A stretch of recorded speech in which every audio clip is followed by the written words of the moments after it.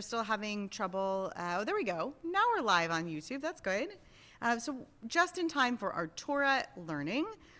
And if we were all together here, then we would have the pleasure of taking out one of these scrolls behind me, and we'd be able to read directly from that and give you aliyot and have the whole Torah service experience. So instead, we transform this into Torah study. I'll begin with a blessing, thanking God for the opportunity to study Torah with you this afternoon. We're in Parshat Vayeshev, which is the 37th chapter of Genesis. We start with the first verse, is the beginning of the chapter and the beginning of the story of Yosef. If you have an Eitz Chaim Chumash, you're welcome to turn to page 226. And if you have any other Hebrew Bible of some kind, then you can open up to the 37th chapter of Genesis, where the story of Joseph and his brothers and the generations, the Toldot Yaakov, began all of their drama. Baruch atah Adonai Eloheinu melech haolam asher kidshanu mitzvotav v'tzivanu la'asok b'divrei Torah. I'll begin chapter 37, verse 1.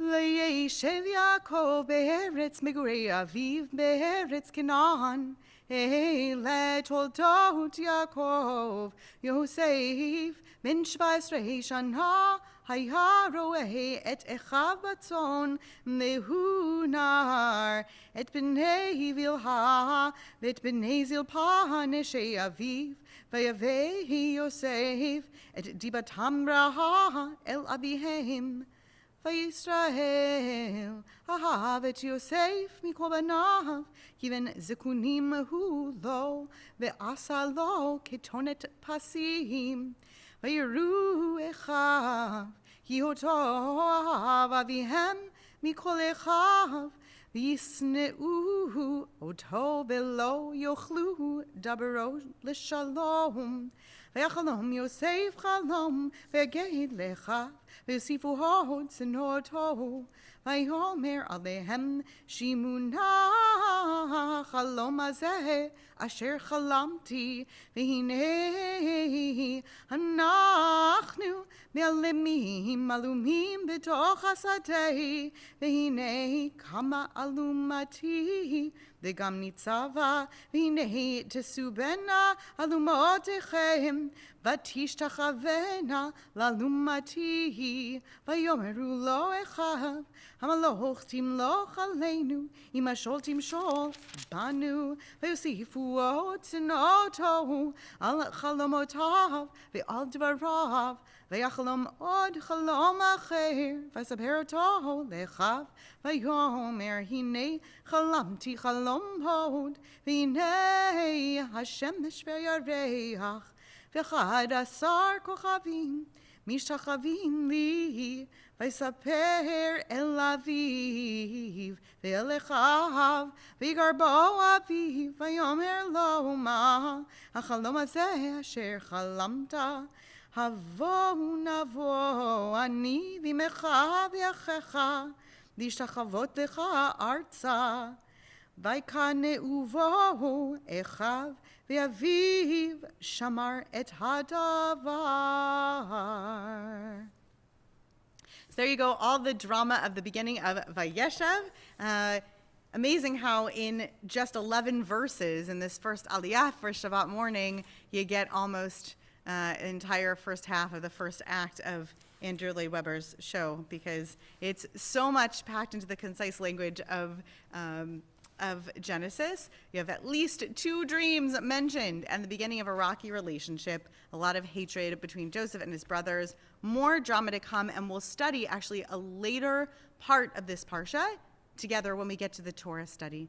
But for now, we're going to return to the Siddur itself, turn past the end of the Torah service, and we'll return to the afternoon Amidah, which begins on page 223, 234, or 574 if you're in the older Siddur. And the Amidah for Shabbat afternoon is recited privately. I invite you to rise. You'll see me, and we'll leave enough time. I'll do my own, and I welcome you to do your own as well. Again, page 223, 234 in the Slim Shalom, 574 in Sim Shalom.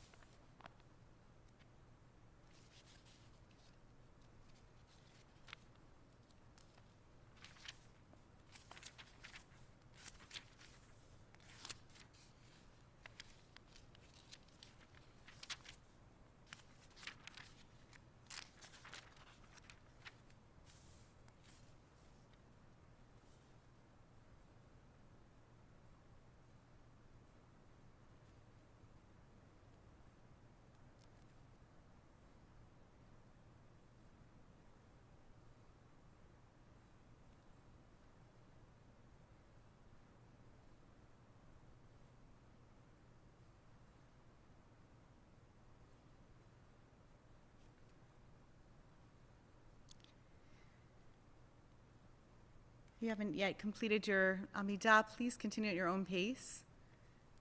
Before we continue on to Aleinu and to the end of the service, is there anybody who joined this afternoon in order to have a Male said on the anniversary of the loss of a loved one?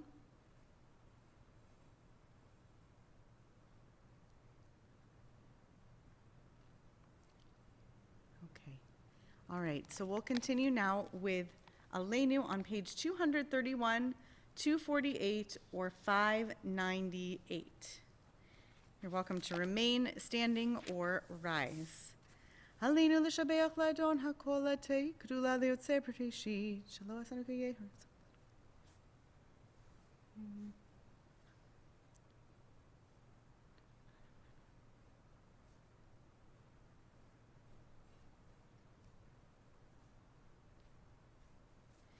Kakatu b'toratach Adonai imloch le'olam v'nehemar v'haya Adonai l'melech al kol haaretz v'yom hahu yihi Adonai echad u'shmo echad.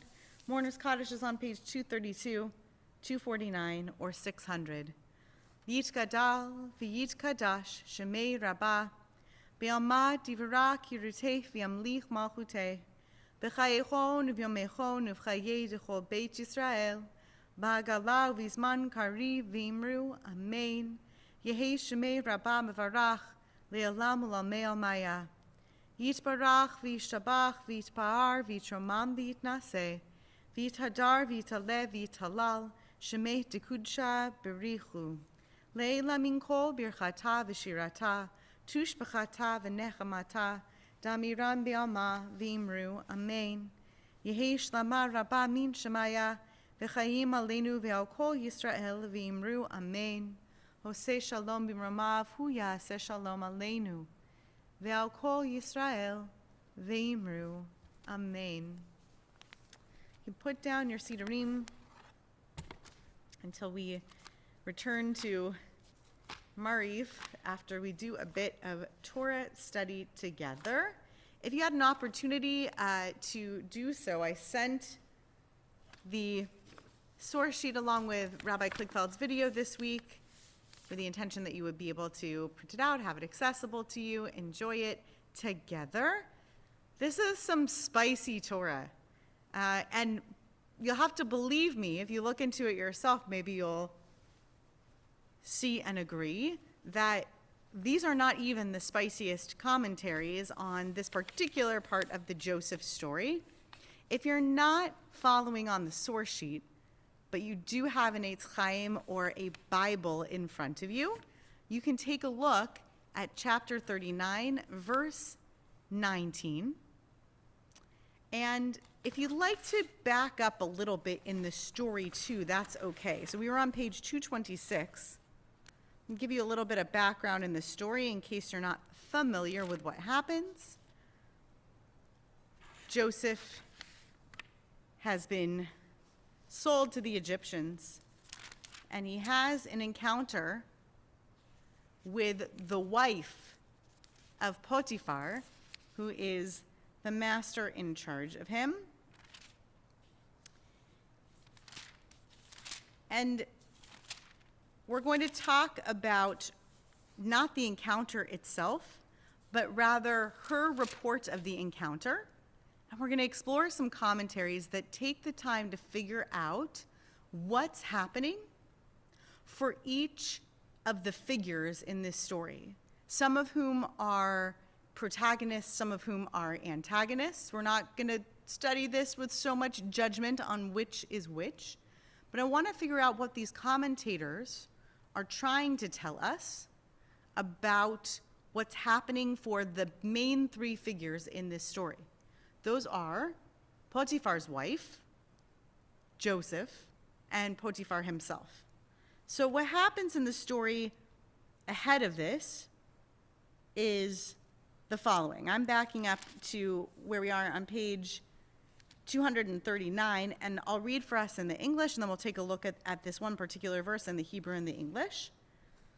After a time, verse 7, his master's wife cast her eyes upon Joseph and said, "Lie with me."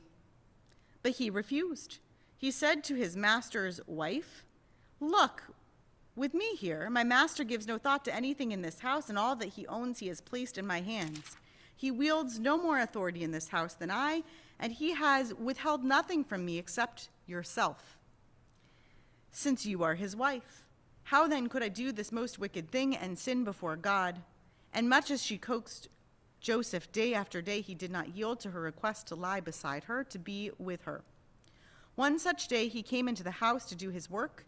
None of the household being there inside, she caught hold of him by his garment and said, "Lie with me." But he left his garment in her hand and got away and fled outside.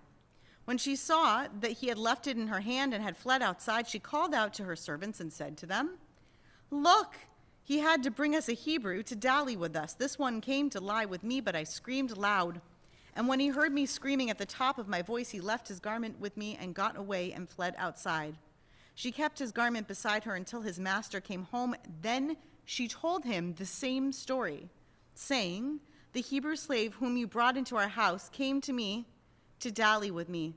But when I screamed at the top of my voice, he left his garment with me and fled outside." So in the Torah itself, the first version of the narrative is told by whom? Who tells the first version of the story? Who's the narrative voice? You can unmute yourself or indicate that you want to be unmuted. The wife. She tells the second version. Who's the first narrative voice that we hear telling the story? I think Varied wants to chime in. You're right, Brant, that she tells that this is where we get the second accounting. That's Yosef was the first time. Right, but who's telling the story? Who's the narrator in the Torah? The narrator, the objective voice. Great, Larry. Right, exactly. The objective voice of the Torah itself, the stam, we might refer to it as, the totally objective voice. I mean, we're naming it as objective. I'm sure narrators have objectives, whether you're ascribing divinity to that narrator or humanity to that narrative voice. But the first version of the story is told by the narrator of the story, right? It's just told. Starting from that verse 7, after a time, his master's wife, right? They're third person, they're told about. And then, you're absolutely right, Brant, then we get a pretty detailed accounting. And how many times does she tell us the story? It's kind of fuzzy here, right? The narrator tells us that she tells the story to her people, and then she tells the story, right? And then we actually get her words and her voice telling the story. Any thoughts on that? Yeah, this is very common. This is the three-part telling. It goes back to Abraham's servant. We normally say is Eliezer. He says what he's going to do. He does it, and then he tells the story of what he's done. We've even seen it in some Haftorot as well. So it's exactly a common thing. And then they're different. We look at the differences between the stories. Absolutely. And so we can analyze the differences between the stories. Today, we're not so much going to analyze the differences between these stories, though I want you to enjoy how they are all slightly different from each other, particularly what the Stam narrator says happened and then what she does, right? That's obviously the crux of the drama of the story. But yes, it's pretty common, particularly in Bereshit. This is a construct going back to Abraham's servant, telling the story of how he's looking for Rivka, right? And then he does find Rivka, and then he tells Rivka's family, and then it gets retold again. So there is this retelling of a retelling that happens in Bereshit frequently. And I want us to take a look at what happens after we actually have Potiphar's wife telling Potiphar the story. So we get to verse 19, which is now on your source sheet if you're looking at the source sheet. Vayehi chi shmoa Adonav. And it was in the moment of hearing, right, that is his master, et divrei ishto. That is as a direct object, the words of his wife. Asher dibra elav, that she had said to him, lemor, saying, right? So the narration is paying very close attention to the fact that we're in a moment where Potiphar is listening to the words of his wife, at divrei ishto, and that which she said, saying, okay, kadvarim ha'ele asa li avdecha. That's a summarial statement. It's a summary statement. Like such and thus, right? Like these things, that is, hadvarim ha'ele, did to me your servant. Same word as slave, right? Vayicharapho. And that's when he was furious. Okay, so the commentators go nuts about this, and there's a whole branch of commentary in Mikraot Gedolot that goes into some of the very intimate parts of Potiphar's own intimate relations and life. That is not the branch of commentary we're going into, but we are going to get into this Chi Shemoa Adonav, the moment when she's saying this to her husband, to his master. Interesting that he's named as his master in that moment. When does she say this to his master? Rashi, our 11th century commentator and body of commentary, says, someone want to read in the English, the Rashi? And it came to pass. Anyone? Go for it, Gary.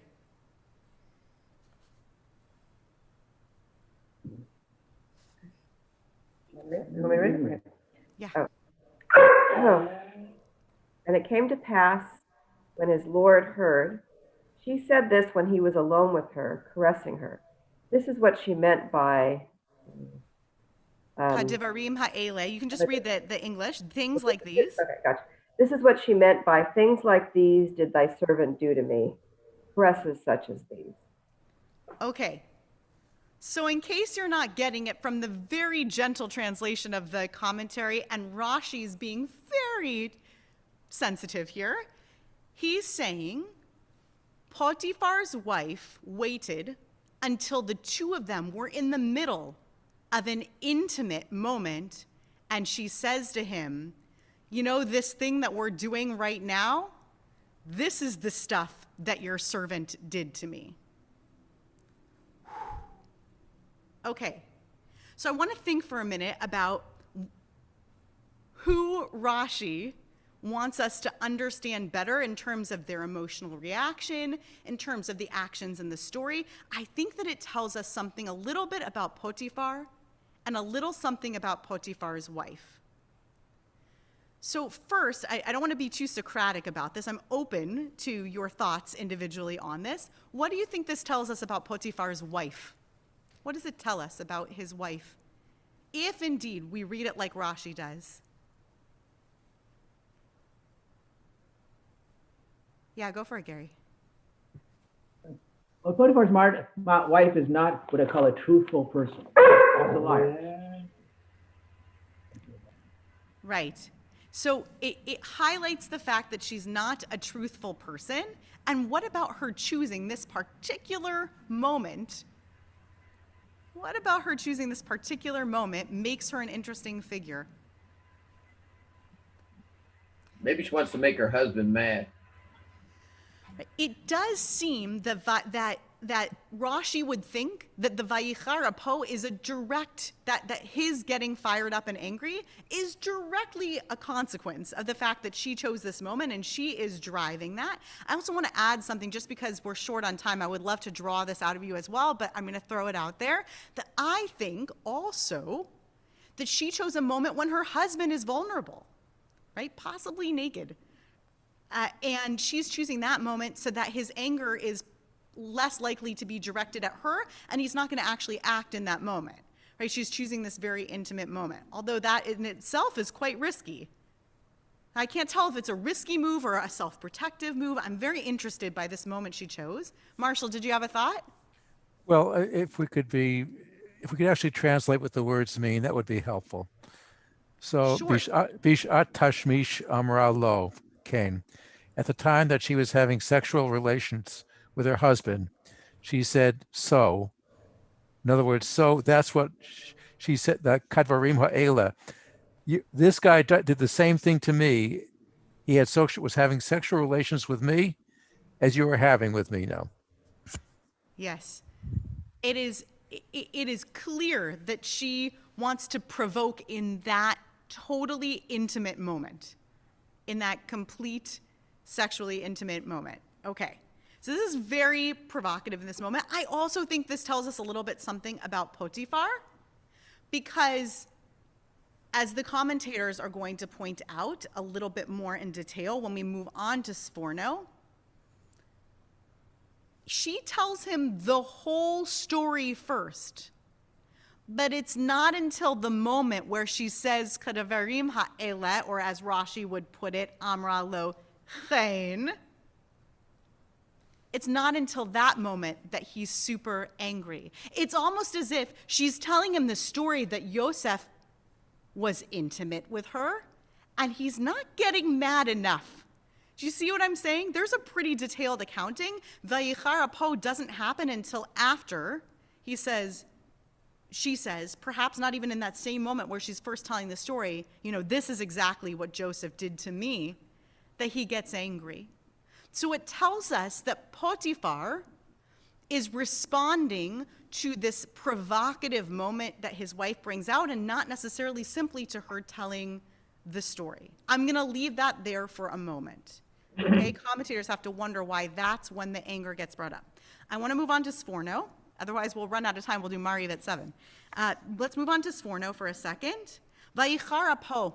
So Sforno really wants to focus on that getting angry and why in that moment, right? It's interesting. Rashi wonders about a when as well. He wonders about the chishamoa. He really wonders the moment when he heard it. It was when he heard the words that his servant had said. And here we also have why now, Vayichar apo? Does someone want to read Sforno's commentary in the English? And his anger, it's not angler, that's very funny. And his anger flared. What a funny typo. Anyone who I haven't heard from, maybe? Just the regular old English. And his anger flared. Sure, I'll read. Great. And his anger flared on account that she complained of his bringing a Hebrew man to play with her. He did not become angry with Joseph because he believed Joseph's account more. However, he put Joseph in prison to show that he believed her out of respect for her. But he continued to use Joseph while in jail, as they said, and the chief servant placed Joseph in charge of them. Okay. So there's a lot in there, and there's a lot in the Hebrew itself. There's a mitzachek reference as well. That's kind of a little bit of a Bereshit reference in there. But even if you just focus on the English, which thank you for reading it, wow. Potiphar is wrestling, not even necessarily vayichar apo, because he actually struggles to believe his wife over Joseph and his trustworthiness. He's wrestling with his wife's words, but he believes her enough and respects her enough and perhaps fears her enough that he makes the decision to send Joseph to jail consequently anyway, because it needs to look like that. We'll get there in a Barbanel, but it's trying to explain, this particular Sforno commentary is trying to explain how such an angry Potiphar would still go on to use Yosef as an advisor from prison. That's actually what's bothering him and his question about Potiphar in this moment, right? Why is it if he's so angry that he's actually going to go on? Well, he really believed Yosef, but he also believed his wife. And he's wrestling here. Let's go on and read a Barbanel, which is going to speak to these same ideas. Someone else want to read a Barbanel in the English?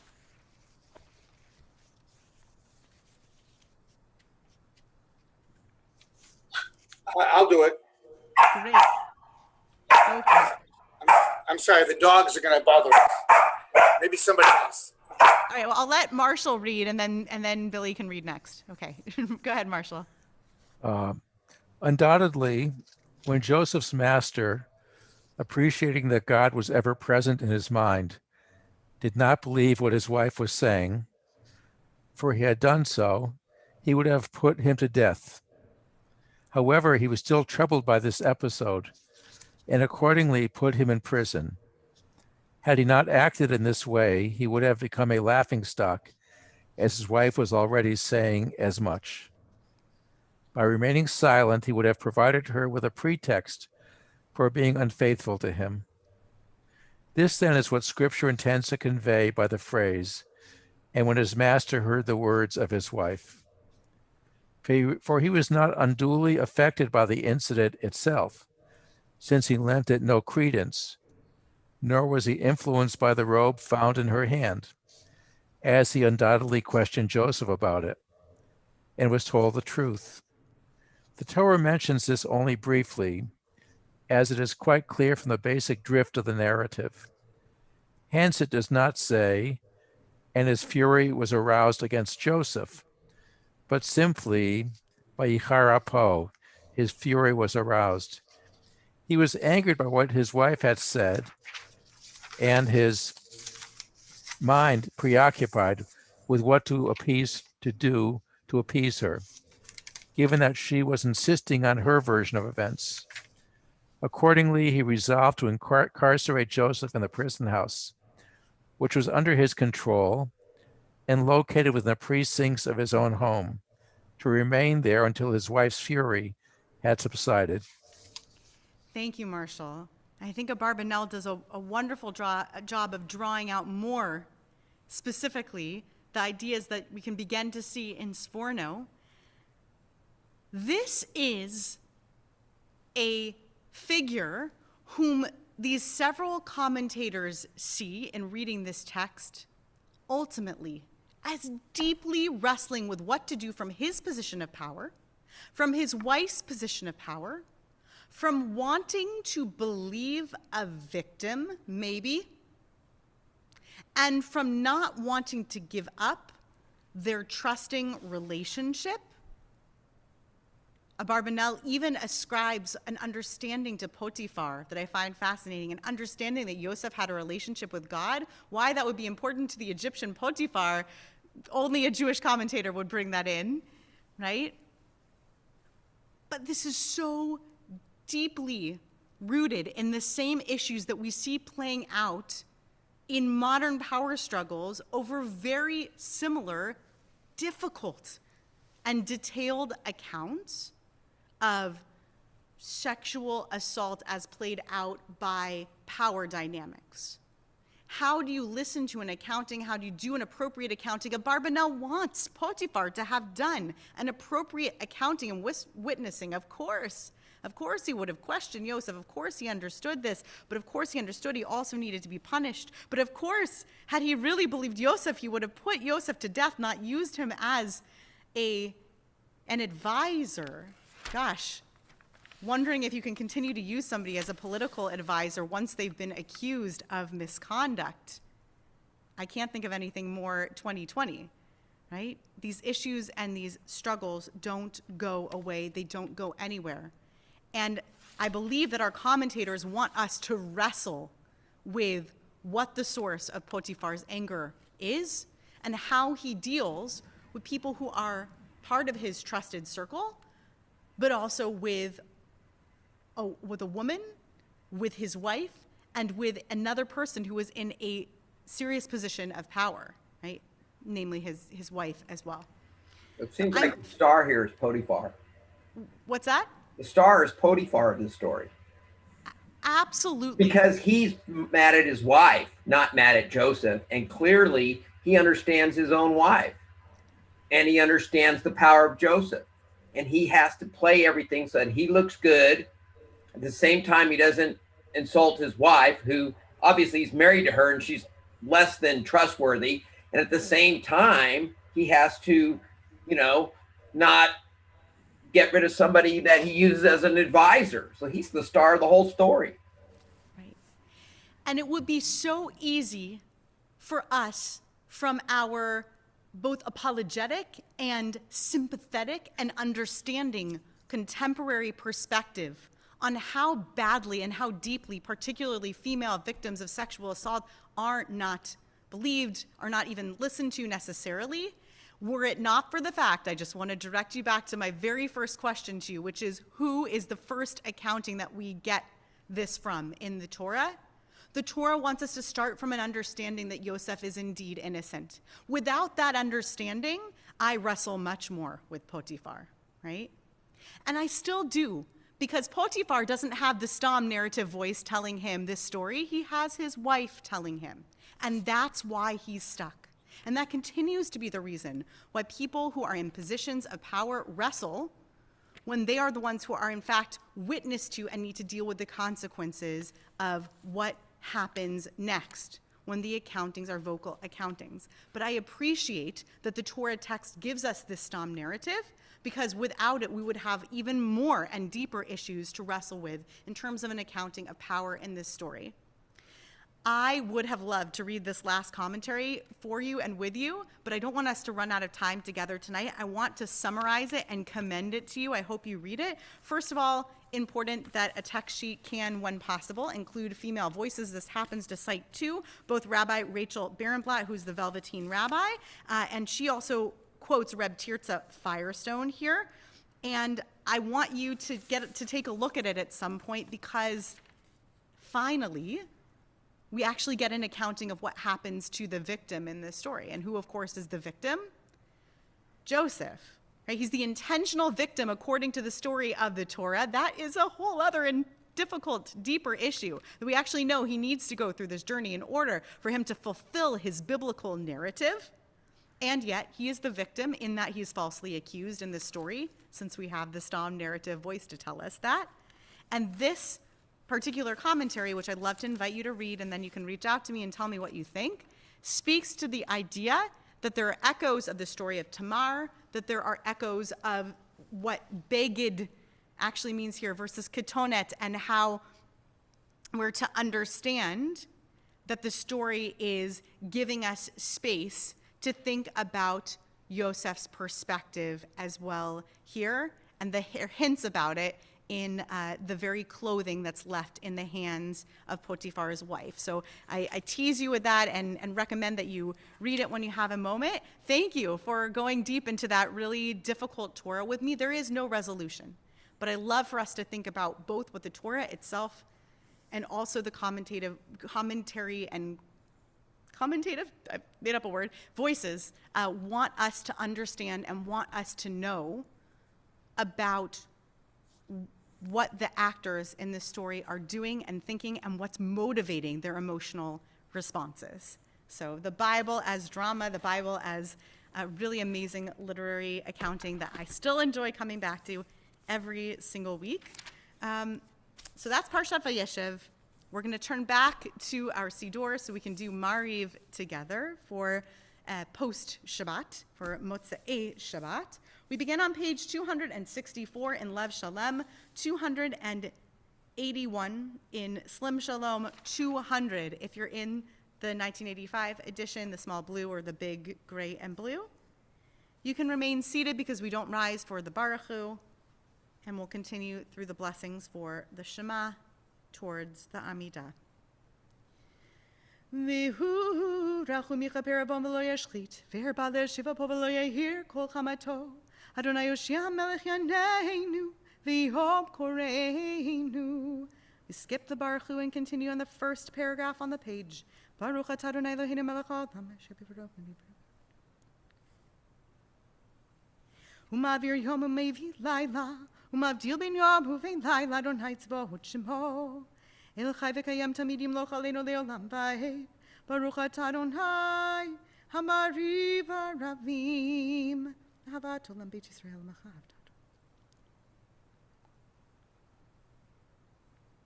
V'ahavat echal tasir mimenu le'olamim. Baruch atah Adonai, ohev amo Yisrael. El melech ne'eman. Shema Yisrael. Adonai Eloheinu, Adonai Echad.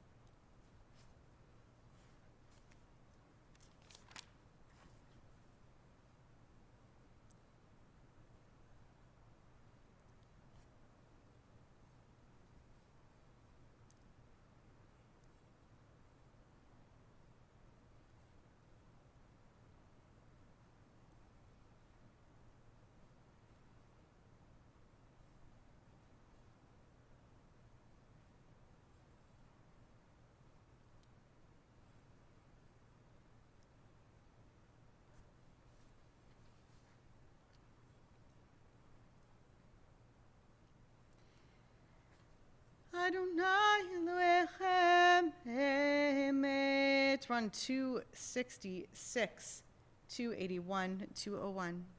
V'emunah kol zeh v'kayim alenu ki hu Adonai Eloheinu.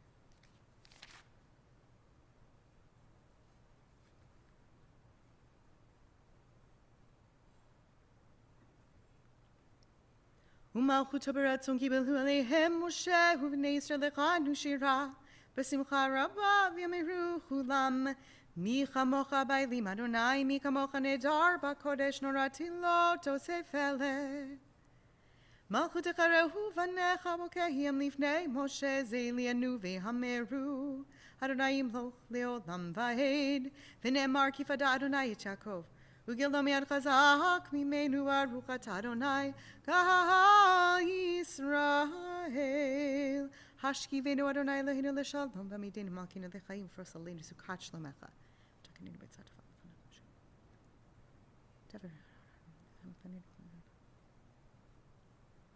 Ushmor tzaytenu vo'enu l'chaim L'shalom etave hadolam Baruchat Adonai Shomer hamo Yisrael ad. We're on 268, 284, 207. Baruch Adonai le'olam amen ve'amen. Baruch Adonai.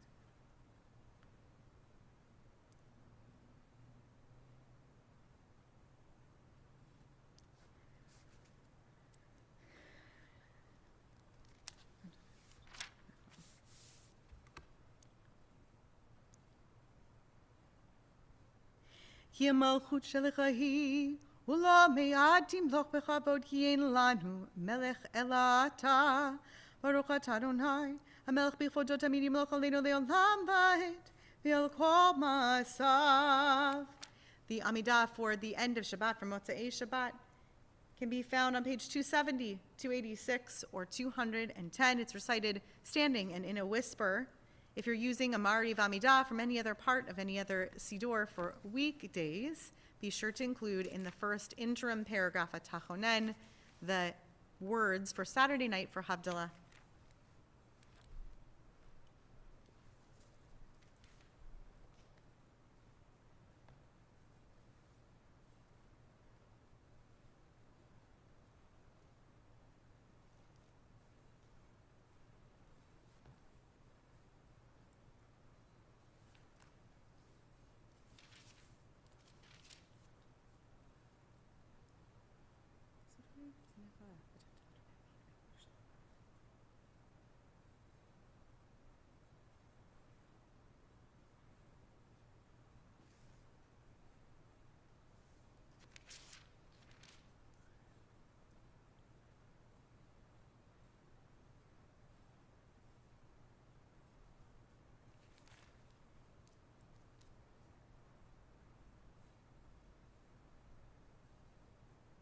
Tain talim atarli bracha hapaneha adama b'sabeinu mitubach v'rashan t'mechashini matavo baruch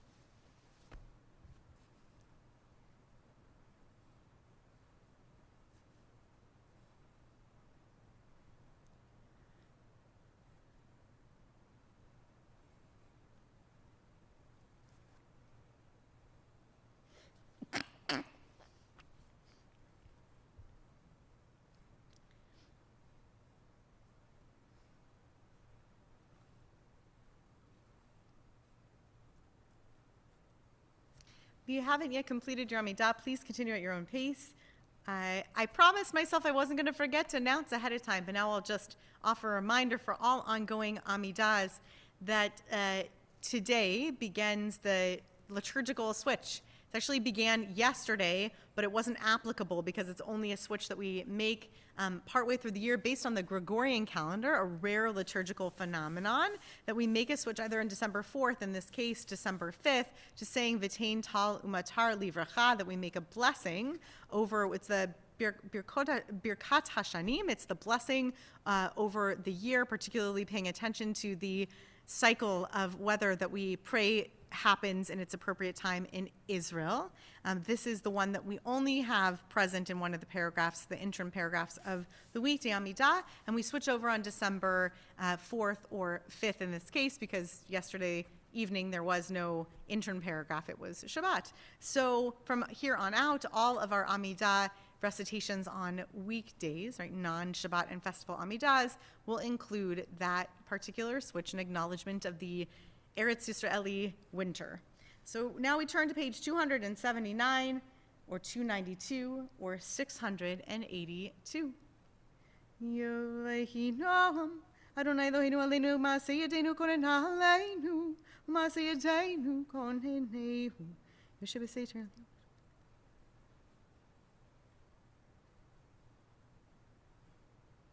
Sometimes hello to me,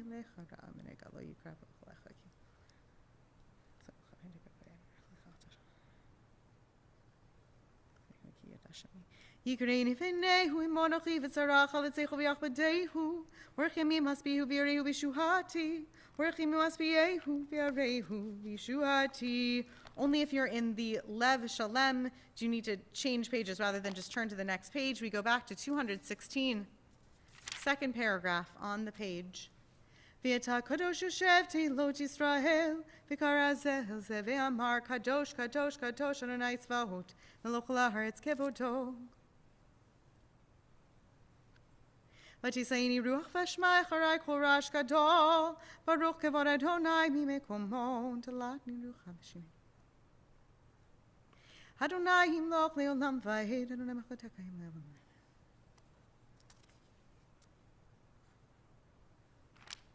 It's what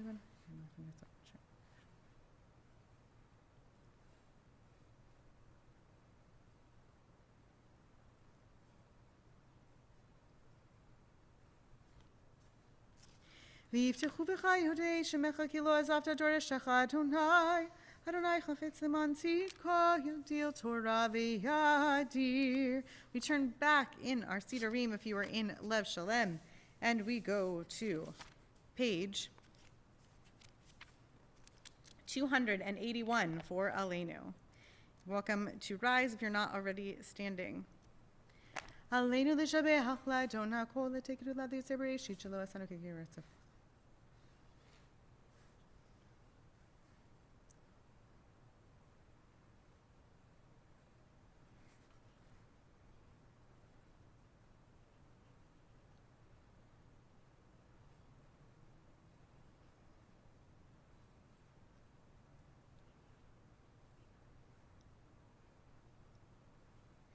Kakatu b'toratecha Adonai himloch le'olam va'ed.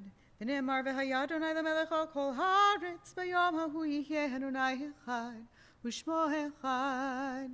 Is there anybody who's present here who, beginning this evening, has a yahrzeit that they're here to mark? That sometimes is the case.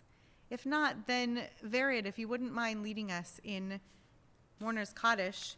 You can find that on page 282, 298, or 698. יתגדל ויתקדש שמי רבה. Amen. בעלמא דברה חירותי, וימליך מלכותי, בחייכון וביומכון, ובחיי דכל בית ישראל, בעגלה ובזמן קריב, ואמרו אמן. Amen. Yehi shemei rabba mevarach le'olam u'lamei amaya. יהי שמי רבה מבורך לעולם ולעלמי עלמיה. יתברך וישתבח ויתפאר ויתרומם ויתנשא ויתהדר, ויתעלה ויתהלל, שמי דקודשה בריחו. בריחו. לעילה מן כל ברכתה ושירתה, תוש בחטא ונחמתה, דאמירן בעלמה, ואמרו אמן. אמן. יהא שלמה רבה מן שמיא, וחיים עלינו ועל כל ישראל, ואמרו אמן. אמן. עושה שלום במרומיו, הוא יעשה שלום עלינו ועל כל ישראל, ואמרו אמן. Amen. Yishar kochachem. Thank you very much for leading us in Mourner's Kaddish. Thanks everybody for joining today.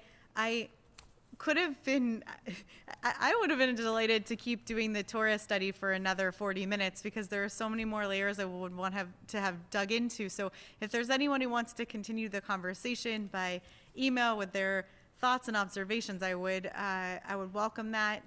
I would welcome your thoughts on this particularly difficult piece of our textual tradition. If you wish, after we finish here, I'll do Havdalah for us now, and after we finish here, you can join for Zoom into Havdalah / Zoom out of Shabbat. And then tomorrow morning, there are services, daily minyan, beginning at 8 a.m. Other than that one liturgical note, I'm not sure that there's much else to say, except please stay tuned to so much wonderful Hanukkah programming coming up in this next week. I know you're staying tuned for Hanukkah. I know you're going to light your Chanukiot and hopefully have beautiful celebrations, but join us for the Hanukkah monologues and for some events that are catered to different niche groups within the institutions, and also some really wonderful big celebrations like on the last night of Hanukkah when we join together with the, I think it's either USCJ or it might be even Masorti Olami, a concert involving Neshama Karlebach and others. So stay tuned for all that programming, and stay tuned while I go and grab our Havdalah set.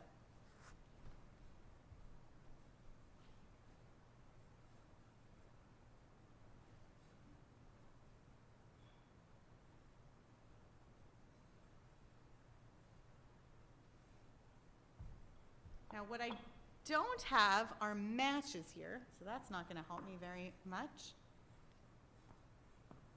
But what I can do is make Havdalah by the lights that are in my room, and also watch your own flickering flames of candles if anybody wants to join by lighting your own Havdalah set. So you got a candle on your screen. You've got Gary and Marlise, and I will make a blessing over the lights in this room.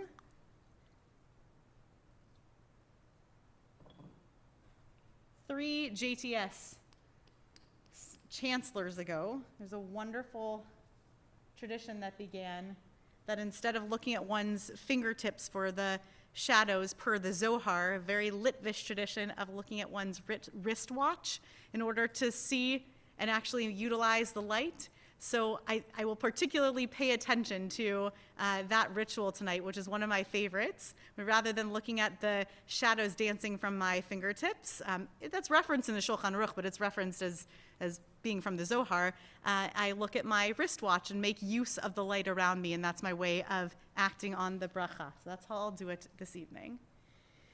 Hinei hel Yeshuati yiftach v'lo hefchad ki oziv v'simrat Adonai v'hili lishua u'shavtem mayim b'sason mimanei Yeshua l'Adonai Yeshua l'machavir chatecha sela Adonai tzivot imanu miskav lanu Elohei Hakov sela Adonai tzivot asher yatam boteach bach Adonai Hoshia hamelech yaneinu v'yom koreinu LaYehudim hayitahora v'simcha v'sason v'kar Kain tihye lanu kos Yeshuot asa U'b'shem Adonai hekra savri Baruch atah Adonai Eloheinu melech haolam borei peri hagafen Baruch atah Adonai Eloheinu melech haolam borei minei besamim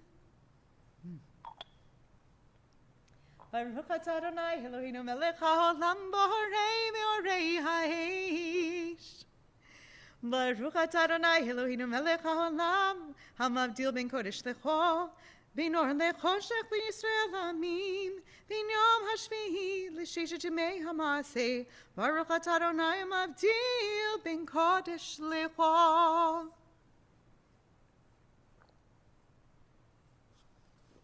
Gary and Marlise giving us the experience of the flame going out. Much appreciated.